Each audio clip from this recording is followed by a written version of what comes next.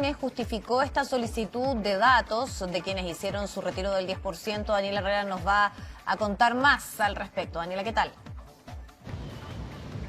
¿Qué tal? Muy buenas tardes. Sí, la verdad es que toda una polémica ha causado esta solicitud que hizo el Ministerio de Hacienda a la Superintendencia de Pensiones para obtener datos de aquellos cotizantes que retiraron, que hicieron uso del retiro del 10% de los fondos previsionales. Recordemos que según el último informe que entregó la Superintendencia, son cerca de 9,7 millones de solicitudes las que se realizaron y que también están pendientes de aprobación y claro, preocupa a algunos chilenos por la información sensible, específicamente la información que solicitó el ministro Ignacio Briones es el nombre y el RUT de todas las personas que hicieron entonces uso de este retiro del 10%. El día de ayer, a través de un comunicado, el Ministerio de Hacienda señaló que esto es netamente por fines estadísticos, que esto puede funcionar para modelar algunos proyectos de ley, para ver el financiamiento o focalizar la ayuda social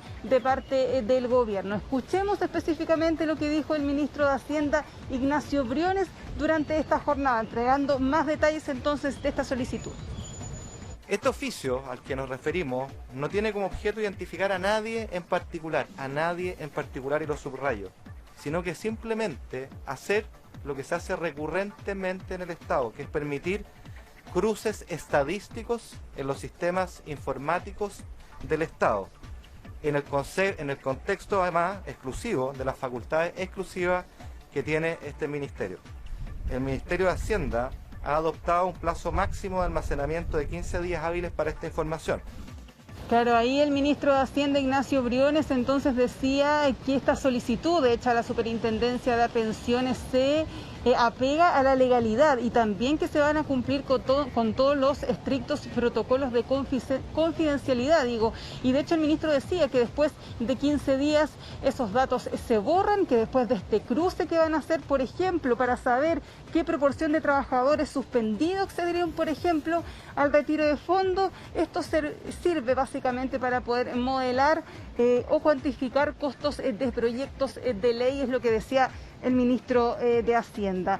Escuchemos lo que dijo también algunos parlamentarios, porque la bancada de la Democracia Cristiana, a través del diputado Gabriel Silver, llegó hasta el Consejo de la Transparencia para interponer una denuncia y que finalmente sea el mismo Consejo quien decida que si se apega o no a la norma de la protección de datos.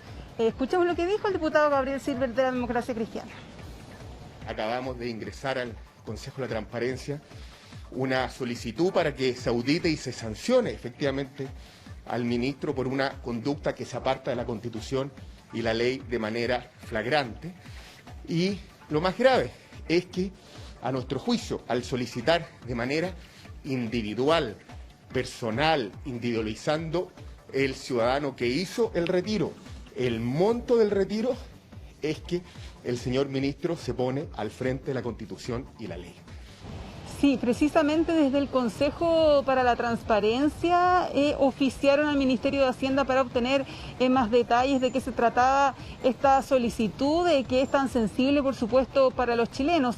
Ellos decían que se va a evaluar entonces si efectivamente el objetivo que dice el Ministerio de Hacienda para obtener estos datos es el que ellos señalan. Y también si es que esta información no se va a entregar a otro tipo de instituciones o no va a servir para otro objetivo distinto de ese. Escuchemos también a Gloria de la Fuente, quien es parte entonces del Consejo para la Transparencia y se refirió precisamente a este oficio que le hicieron al Ministerio de Hacienda. Hemos enviado un oficio al Ministerio de Hacienda para saber si existe una eventual vulneración a la normativa vigente en relación a datos personales. Queremos saber, en la práctica, si se cumple con el principio de finalidad, es decir, que el tratamiento de esos datos personales tiene el fin exclusivo por el cual se está recopilando o solicitando esa información. Y lo segundo es el principio de proporcionalidad, es decir, que esa información no puede ser obtenida por ningún otro tipo de fuente.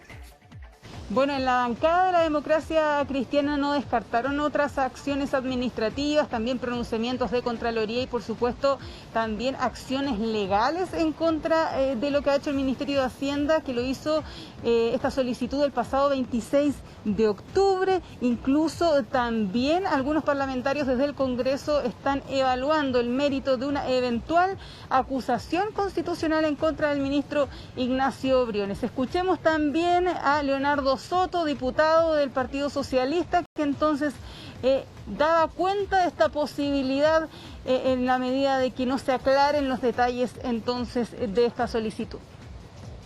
Él hoy día está cruzando una línea, configurando una conducta personal como ministro que es claramente ilícita e inconstitucional. Va a configurar lo que se llama una infracción o vulneración de la ley y la Constitución, que de acuerdo al artículo 52 de la Constitución es causal de destitución de un ministro.